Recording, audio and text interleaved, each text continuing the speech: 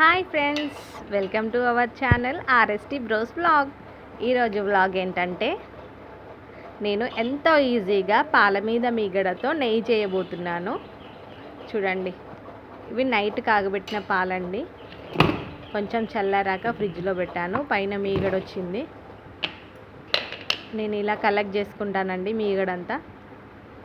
చూసారా, ఇది ఒక 20 days మీగడండి.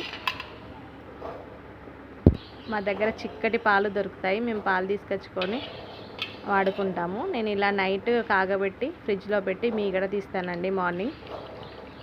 చూసారా, చిక్కటి పాలకి ఎంత మీగడ వచ్చిందో. ప్రతిరోజు ఇలానే కలెక్ట్ చేసుకుంటానండి. ఒక మందపాటి గిన్నె తీసుకోవాలి, అందులో వేసుకుంటున్నాను. ఎందుకంటే నెయ్యి మసులుతుంటే మాడిపోకుండా ఉంటుంది. ఇప్పుడు ఈ మీగడని మిక్సీలో పట్టడం, ఐస్ క్యూబ్స్ వేయడం ఇవన్నీ అవసరం లేదండి. డైరెక్ట్ ఒక మందపాటి గిన్నెలో వేసుకోండి. ఇన్ని రోజులు నేను కలెక్ట్ చేసుకున్న మీగడంతా తీసుకుంటున్నాను. ఇలా వచ్చేసిందండి.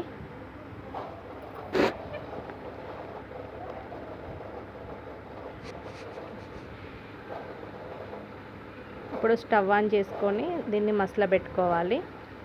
మీడియం ఫ్లేమ్లో పెట్టుకోవాలండి. ఫస్ట్ స్టార్టింగ్ ఏం ఆడిపోదు కాబట్టి మీడియం ఫ్లేమ్లో పెట్టుకోవచ్చు.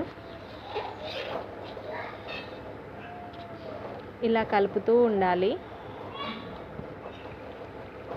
చూసారా, నెయ్యి అంతా పైకి వస్తుందండి.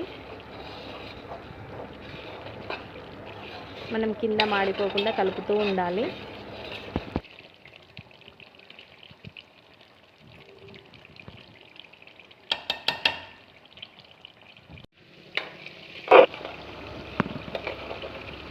ఇలా మసులుతూ ఉంటుంది.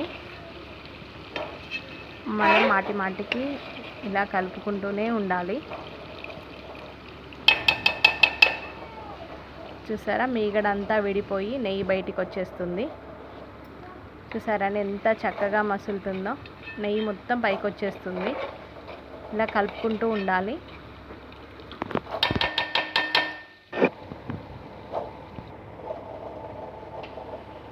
ఇప్పుడు నెయ్యి ప్రాసెస్ అయిపోయిందండి. గ్యాస్ ఆఫ్ చేశాను.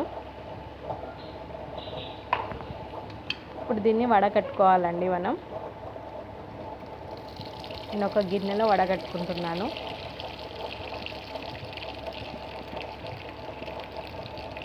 ఒక క్లాత్లో అయినా వడగట్టుకోవచ్చు. నేను వేడిగా ఉందని చెప్పేసి జాలితో వడగట్టుకుంటున్నాను అండి. చూసారా, నెయ్యి గిన్నె నిండేసింది. 1/2 kg నెయ్యి అవుతుందండి ఈజీగా.